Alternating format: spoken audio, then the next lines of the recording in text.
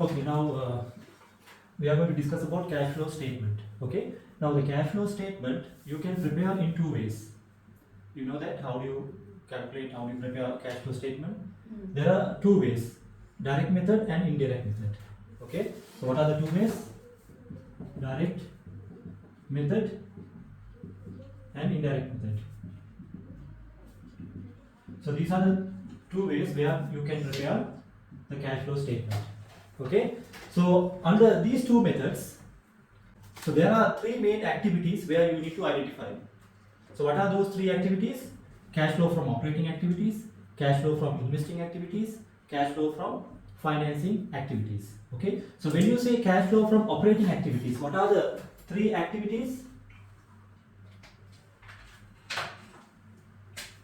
Cash flow from operating activities.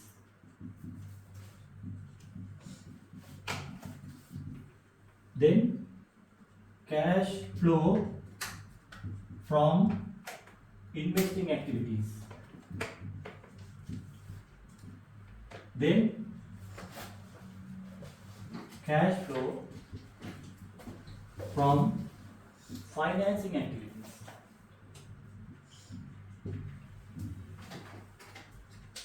So these are the three activities where you have to categorize all your transactions.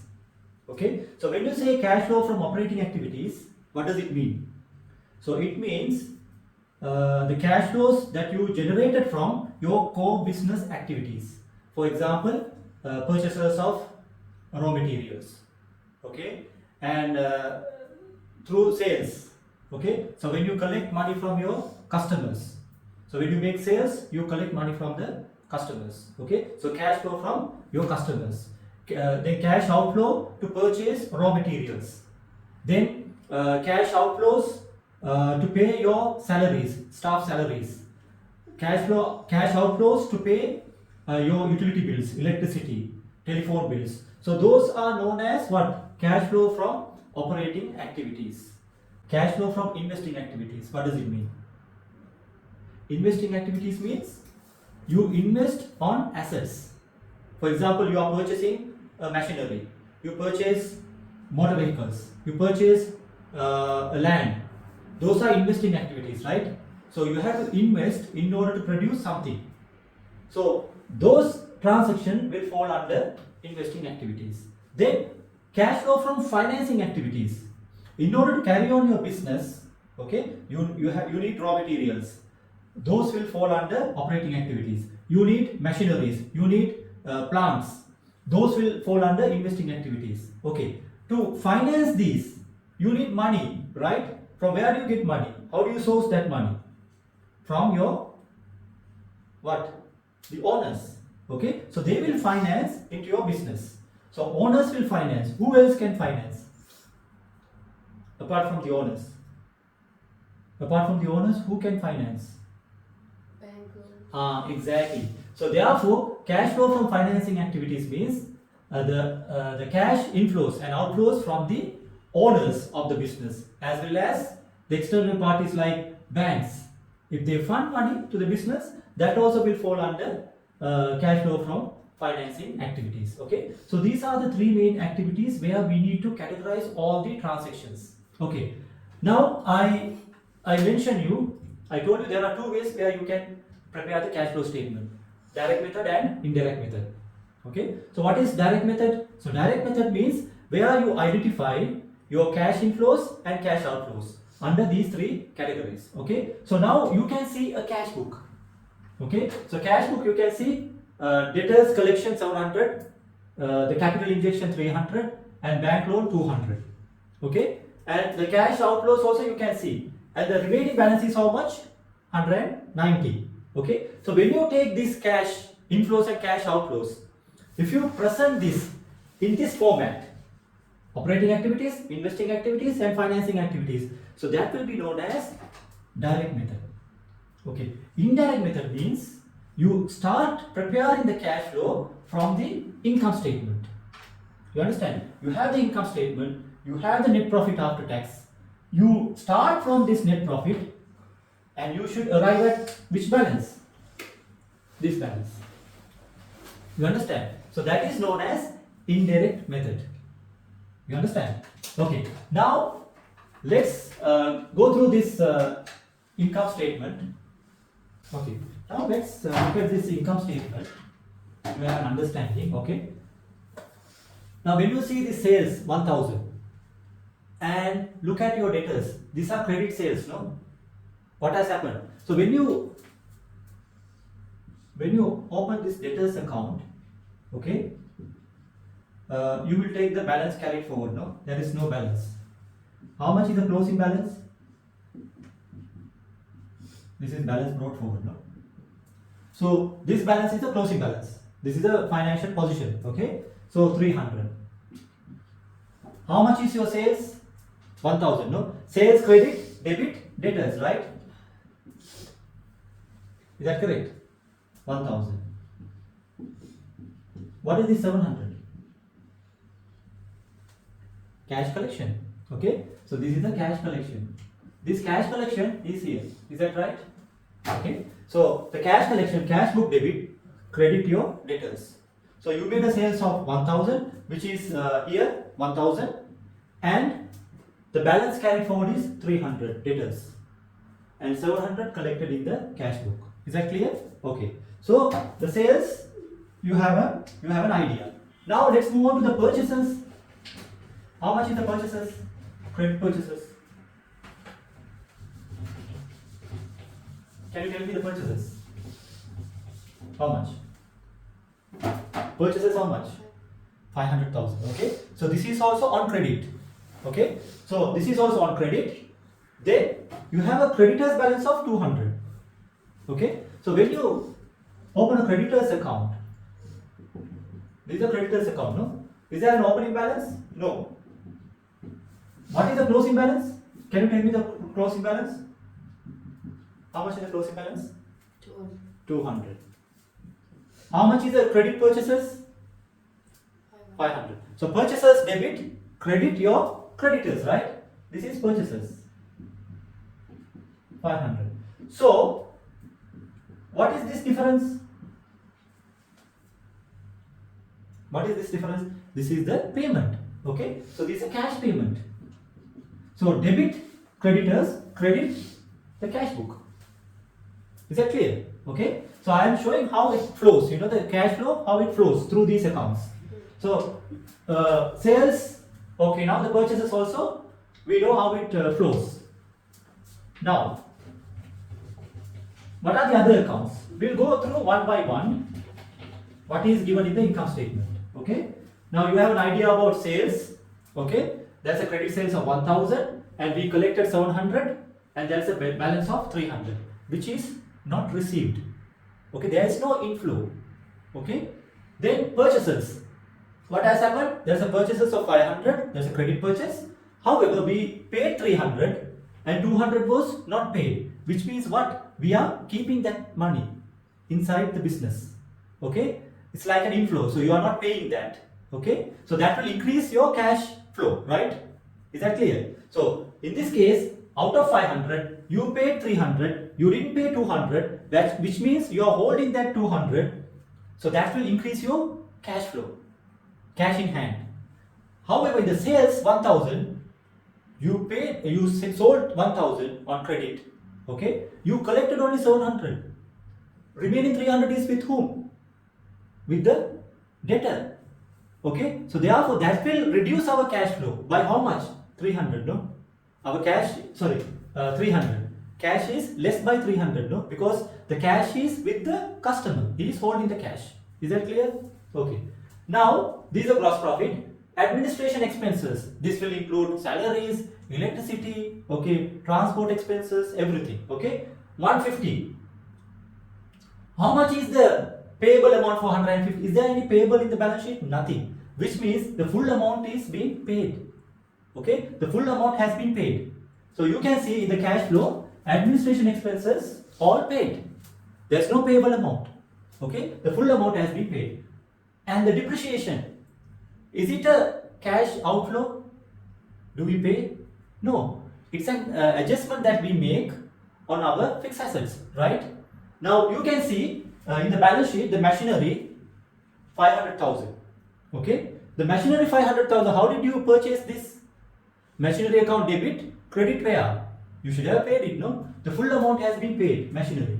Okay, so we paid to purchase this machinery. Okay, machinery account debit, cash book credit. There's a cash outflow. Correct? Okay. Now the depreciation is 10%. You need to provide depreciation, right? On 500,000, what is 10%? 50. Okay, so depreciation account debit, accumulated depreciation account credit. That is also done. But this is a book entry, Puta.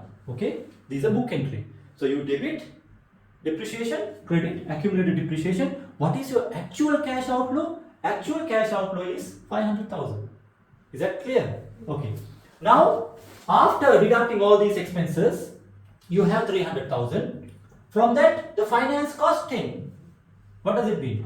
The finance cost 10, which is paid on your bank loan. Okay. So bank loan is how much? 200. Clear? So 200, the company has borrowed these funds. When you borrow this fund, what happens? Your cash flow will be debited, right?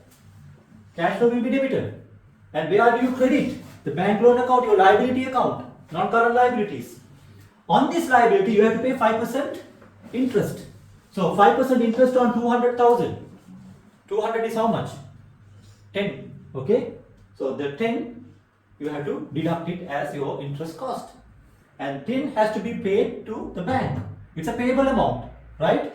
So the 10 is debited. Where do you credit? The payable amount. Payable account. There's no payable account. Okay? 5% bank loan on 200 is how much? 10. So you debit your interest expenses and interest payable has to be credited. But there is no interest payable. What does it mean? The full amount has been paid. So the cash outflow. Okay? Interest has been paid fully. So therefore there is no payable. Cash book has been credited. Right? Okay. So this also we have considered. Now the tax amount 50. On the profit before tax is this much 290. The company has paid 50. So tax expenses debit, tax payable account has to be credited. No? Is there a tax payable account? No. This amount has been fully paid. Correct? Okay. Now we took tax, we took bank, creditors also we discussed, debtors, machinery. Now you can see this is a net profit, retained earnings 240. It is transferred to the share capital. And what is this? 300. Okay, so 300 is what? Capital that was invested by the owners. Okay, so when they invest, the share capital has to be credited. Where do you debit? The cash book. Okay. Now, when you compare this, why your net profit is not matching with your cash balance? When you compare this net profit, why it is not matching with your cash balance? What is the difference? What is the difference? Because if you take 240 minus 190 is how much? 240 minus 190, how much? 50. You got it? So, what is the difference? The difference is coming from sales and purchases also. You made a sale of 1000. Did you receive 1000 fully? No. How much you received? 700,000. Okay? You received only 700, no? How much you did not receive? 300. So therefore your cash flow is less by 300, right? This is less by 300. I will put this arrow key. You purchased 500. How much you paid? 300. The cash flow. You paid 300. How much you did not pay? 200. This 200 is with whom? With us. Okay. So therefore your cash flow is increased. Clear? Okay. Now what is the difference here? 300 minus 200. 100, is it less or decreased? Less or more? Cash. Because this 300 we did not receive. So therefore our cash flow is less by 300. This 200 is with us. Cash flow is more by 200. So how much is the difference? 100. So therefore our cash flow is less by 100, right? 100. Then this 240 has to be adjusted for this 100. So how much is the remaining? 140. Okay. So our net profit is 240. Okay. I am going to show you the difference between this 240 and 190. Why it's difference. Okay. So this 240 is less by 100 because this sales we did not receive full amount. We received only 300. This purchases, even though we take it as full amount 500, cash flow point of view we paid only 300. We have 200 with us. Overall, our cash flow is less by 100 from sales and purchases. So that will have an impact on your net profit when you compare with the cash flow. So now 240 minus 100, 140. Whereas our cash is 190 more. Why? Why? Because of a non-cash adjustment, 50. So when you add non-cash adjustment, 50, it's a book entry. There's no cash outflow. So how much is your actual cash flow? Cash balance? It should be 190. See how it is balancing. How do you reconcile from your income statement to the cash flow? Is that clear? Yes. Okay. Now this is what we are going to do now. Now we are going to prepare the cash flow statement based on the net profit. Is that clear? Okay. Now when you prepare the cash flow based on the cash book, which is known as the direct method of preparing the cash flow. Okay. So what you will do? Now I will erase this part to explain. I am taking some time to explain the concept.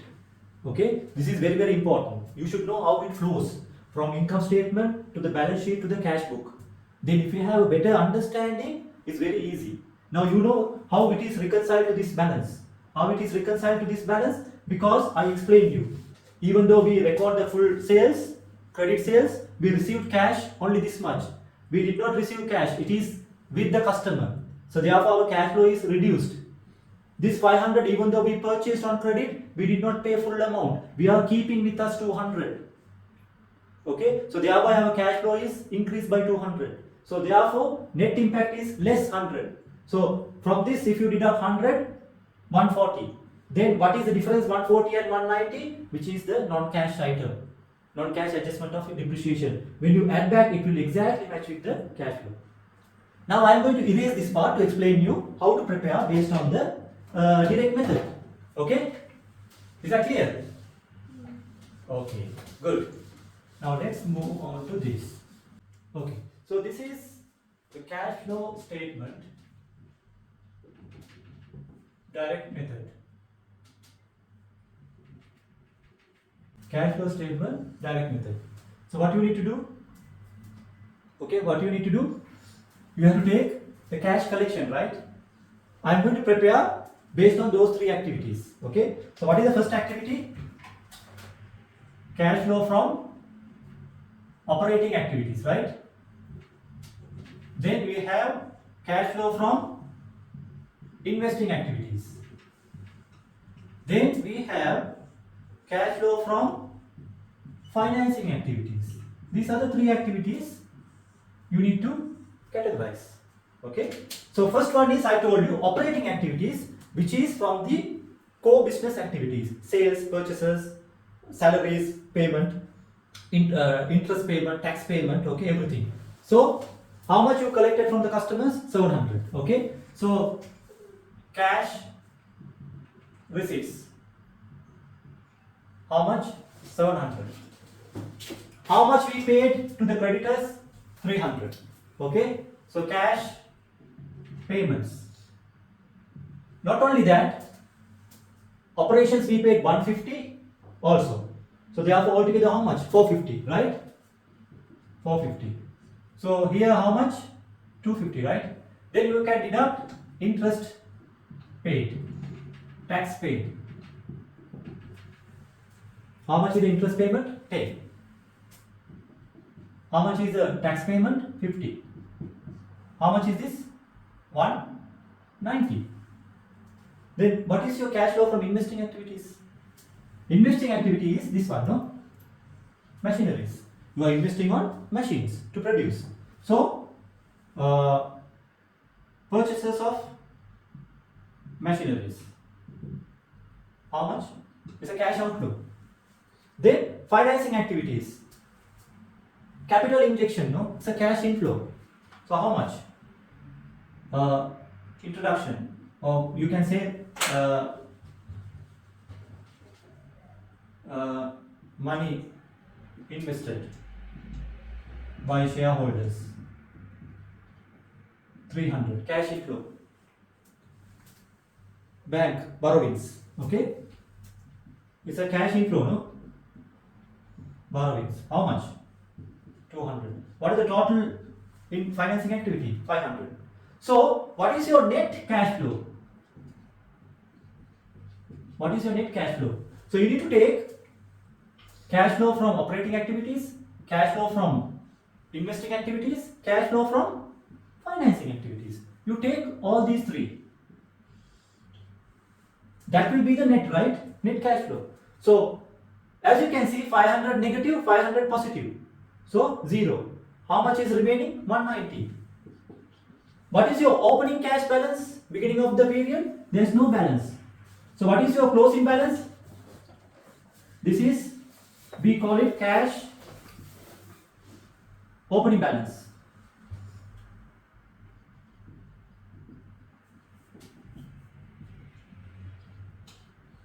This is closing balance. Okay, this is direct method. Take it down.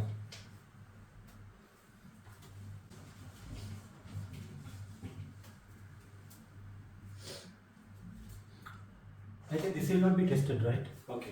Just to give you an idea about how it works. Okay, straightforward method. This is merely what? Vertical presentation of your cash book. This is the direct method. If you take your cash book and if you present it in a vertical way and categorizing into these three activities, this is called direct method. Direct way of preparing the cash flow statement. Okay, now let's move on to indirect method. Clear? Okay. Now, under indirect method, what is the difference? Now, cash flow statement, I am going to change this. Okay, this is indirect method.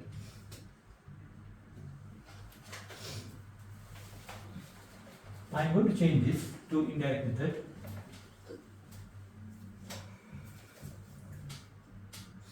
Indirect method. Okay, under indirect method, this will remain the same, this will remain the same. There is no change. The investing activities and finance activities, this is how you need to identify. Clear? Only thing is, the operating activities, the presentation will change. Okay, but still you should arrive at this number. Okay, so we'll see, which I already explained you. Okay, which I already explained you. Okay, now we'll see what is our net profit after tax. Take the net profit after tax. How much? Net profit after tax. How much? 240. Now what you need to do? You need to do two adjustments. What are those adjustments? I already explained you. One is adjustment for non-cash movement. Okay, so we call it adjustment for non-cash movements. What is this? Adjustments for non-cash items. What are the non-cash items we had? Depreciation. Okay, so depreciation was how much? In the income statement we had 50. So you need to add back to 90. Then what are the other adjustments you need to do? You need to make the adjustment for the working capital changes. Okay, adjustments for working capital. What do you mean by working capital? That you know, right?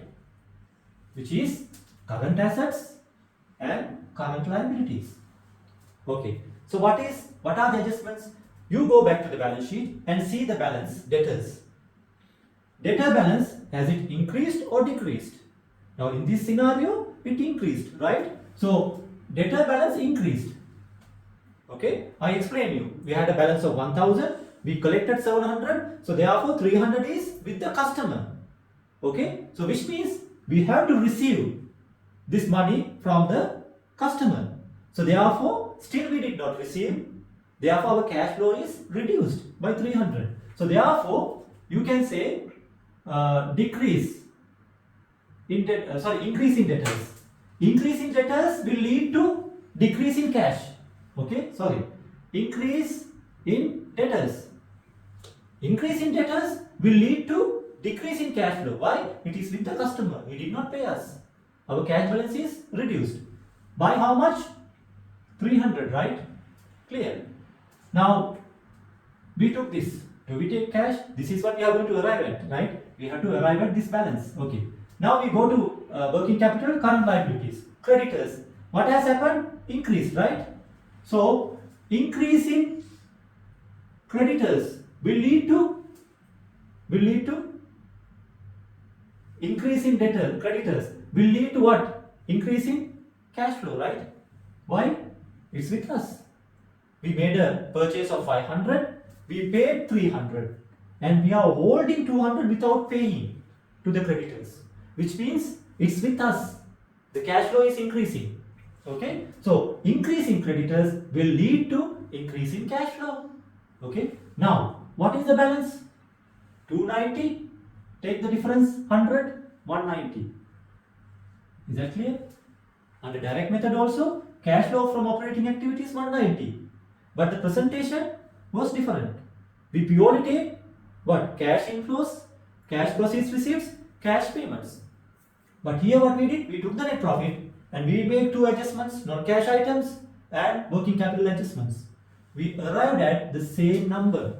There's no difference. Okay? So 190. Then purchases of machinery, which I explained you, cash outflow, which is an investing activity, and financing activity. There are two items. Money invested by the shareholders, proceed from issue of shares, and bank borrowings, proceed from the banks, 500. So 500 plus 500 negative. Net impact is 0. Plus 190 is your cash balance. Is that clear? Huh? What not clear? Why do you increase? What? That means like you say increase in debtors but you deduct it. Yeah, increase in debtors means what? Our cash balance, the debtor balance increase, right? Debtor balance increase means what? Do you have money with you? From business point of view, think about it. Okay? From business point of view, is it with us or with the customer? It's the customer. With the customer. Okay? The cash is with the customer.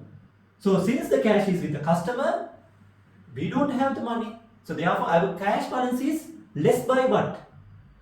300. So therefore the cash balance is less by 300. So therefore you need to deduct in order to arrive at your actual cash in hand balance. To arrive at actual cash in hand balance, you need to deduct 300 because the money is with the customer. He is having the money, not with us.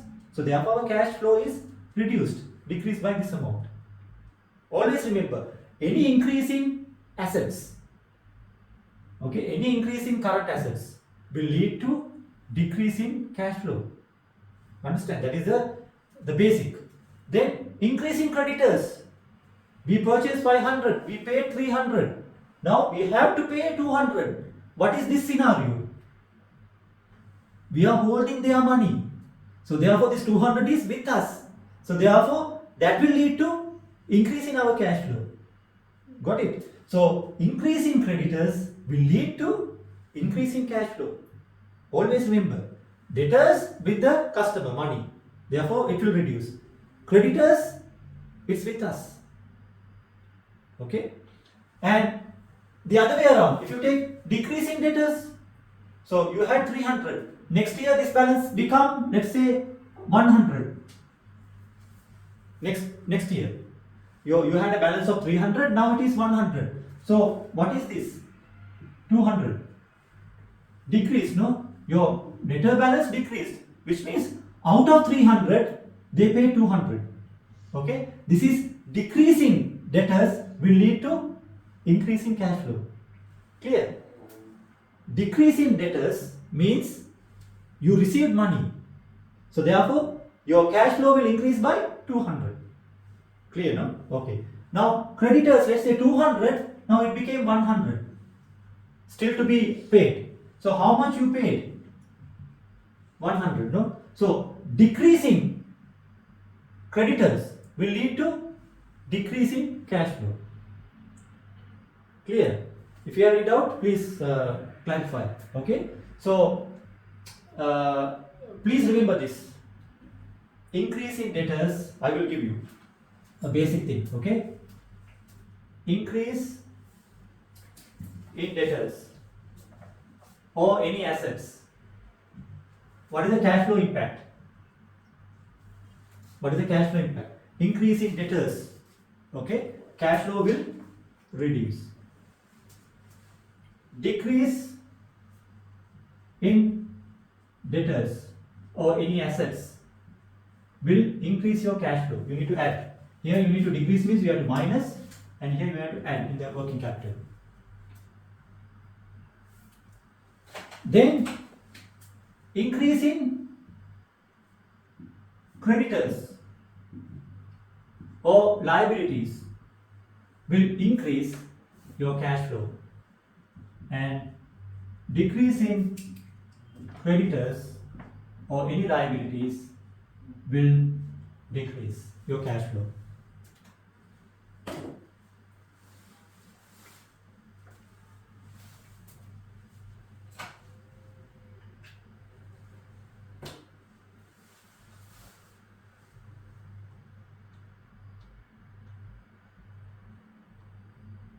Still you have doubt? Always remember from the point of view of the company. You understand? So debtor balance increase means the debtor is holding the cash. It's not with us. Therefore our cash balance is less. You need to deduct. Okay? From the company point of view, if the credit balance increase means we have not paid to the creditor. We are holding the money. So as a result of that, our cash increases. We are holding the money, so it increases our cash. So therefore you need to add to arrive at the cash balance. On the other hand, decrease in debtors, which means debtor is paying back the balance. Okay? So which means the company receives cash. So therefore cash flow will increase. Decrease in creditors means whatever the cash we held, we are paying back to the creditor. So it's going out from us. So you need to deduct. Simple as that. Is that clear? Okay. Now what you can do is you can try these questions, and we will try how to answer these questions in the next session. Okay? So thank you. Thank you.